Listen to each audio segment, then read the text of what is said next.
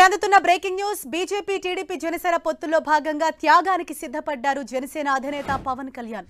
పొత్తుల్లో భాగంగా సీట్ల పంపిణీపై మూడు పార్టీల మధ్య అవగాహన కుదరటం కోసం అవసరమైతే తమ పార్టీకి కేటాయించిన ఒక సీటును వదులుకోవడానికి సిద్ధపడింది జనసేన. అనకాపల్లి, కాకినాడ, మచిలీపట్నంలో ఒక సీటును వదులుకొని 2 స్థానాల్లో పోటీ చేయాలని చూస్తోంది.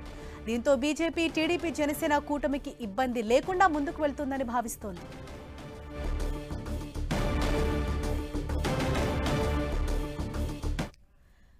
ఇదే విషయంపై మరింత సమాచారంతో ఢిల్లీ నుంచి మా ప్రతినిధి గోపీకృష్ణ మనకు అందుబాటులో ఉన్నారు. గోపి, లేటెస్ట్ అప్డేట్ అంటే పొత్తుల్లో భాగంగా ఒక సీటు వదులుకోవడానికి జనసేన సిద్ధమైనట్లు తెలుస్తోంది. ఏంటి ఆ సీటు? ఇంకా చర్చ కొనసాగుతూనే ఉందా?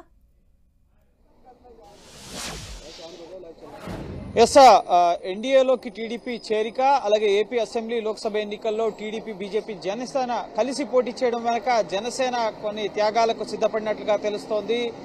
ఈ మూడు పార్టీల పొత్తు కలయికలో భాగంగా కొన్ని స్థానాలను వదులుకునేందుకు సైతం జనసేన సిద్ధపడినట్లుగా తెలుస్తోంది. మొదటి నుంచి పవన్ కళ్యాణ్ చెప్తున్నారు, ఈ పొత్తు కోసం చాలా మదన పడుతున్నాను, ముఖ్యంగా తనపై చాలా ప్రెషర్స్ ఉన్నాయని మొదటి నుంచి పవన్ కళ్యాణ్ చెప్తున్నాడు. సో ఇప్పుడు దానికి అనుగుణంగానే జరుగుతున్న పరిణామాలు కనిపిస్తున్నాయి. సో ఇప్పుడు టీడీపీకి బీజేపీకి మధ్య ఈ పొత్తు ఖరారు విషయంలో కొన్ని స్థానాలు బీజేపీ బెట్టువీడకపోవడం, ఎక్కువ లోక్సభ స్థానాలు అడుగుతుండడంతో ముఖ్యంగా ఏవైతే తాము పోటీ చేయాలనుకున్న అనకాపల్లి, కాకినాడ, మచిలీపట్నం ఈ 3 సీట్లలో 2 సీట్లలోనే జనసేన పోటీ చేసే అవకాశం కనిపిస్తోంది. మరొక స్థానాన్ని ఇటు మచిలీపట్నం కానీ కాకినాడ కానీ ఈ రెండిట్లో ఏదో ఒక స్థానాన్ని బీజేపీకి ఇచ్చే అవకాశం కనిపిస్తోంది. ఇక బీజేపీ కంటెస్ట్ చేసే స్థానాల విషయంకి వస్తే మనకంతున్న సమాచారం ప్రకారం అరకు, రాజమండ్రి, అలాగే నర్సాపురం, తిరుపతి, హిందూపూర్, రాజంపేట లోక్సభ స్థానాల్లో బీజేపీ పోటీ చేయబోతున్నట్లుగా తెలుస్తుంది. సో మొత్తం 8 లోక్సభ స్థానాలు బీజేపీ ఒకవేళ 5 పోటీ చేస్తే 3 జనసేన, లేదు బీజేపీ 6 పోటీ చేస్తే కనుక 2 జనసేన పోటీ చేస్తుంది. అలాగే 30 అసెంబ్లీ స్థానాలు ఈ 2 పార్టీలు కలిపి పంచుకోవాల్సిన పరిస్థితి. 24 ఇప్పటికే జనసేనకు ప్రకటించారు, పోటీ చేస్తుందని ప్రకటన వచ్చింది. సో ఏ స్థానాలు అనేది ముఖ్యంగా అందులో బీజేపీకి సంబంధించి ఏమైనా సాక్రిఫైస్ చేస్తుందా జనసేన అనేది కూడా ఇంకా తెలియరావాల్సి ఉంది. అలాగే టీడీపీ విషయానికి వస్తే 17 లోక్సభ అలాగే 145 అసెంబ్లీ స్థానాల్లో టీడీపీ పోటీ చేయబోతోంది. సో ఖచ్చితంగా ఇక్కడ ఇటు బీజేపీ ఎక్కడా కూడా తగ్గలేదు, టీడీపీ ఎక్కడా తగ్గలేదు.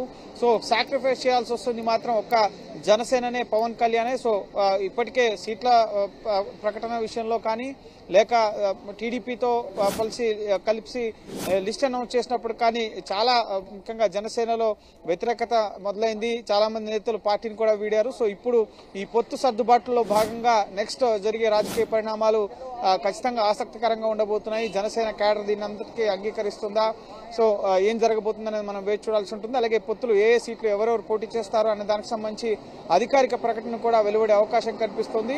ప్రస్తుతం అమిత్ షా నివాసంలో సమావేశం కొనసాగుతోంది. మొదట చంద్రబాబు, ఆ తర్వాత పవన్ కళ్యాణ్ రీచ్ అయ్యారు. ఆ తర్వాత కాసేపటికి జేపీ నడ్డా కూడా అమిత్ షా నివాసానికి చేరుకున్నారు. సో ప్రస్తుతం ఈ 4 నేతల మధ్య కూడా చర్చలు జరుగుతున్నాయి. ఎన్డీఏలోకి టీడీపీ చేరికతో పాటుగా సీట్ల సర్దుబాటు అంశంపైనే ప్రధానంగా చర్చ జరుగుతోంది. ఈ రోజు ఒక అధికారిక ప్రకటన వచ్చే అవకాశం ఉంది. అనంతరం ఈ సమావేశం అనంతరం అమిత్ షా పట్నా వెళ్తారు.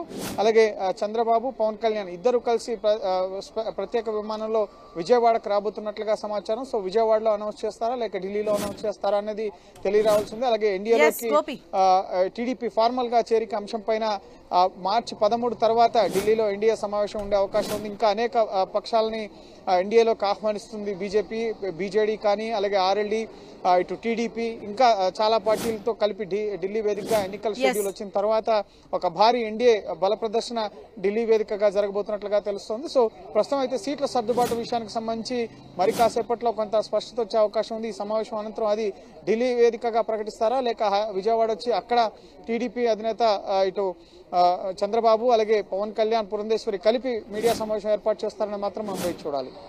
Right, thank you Gopi.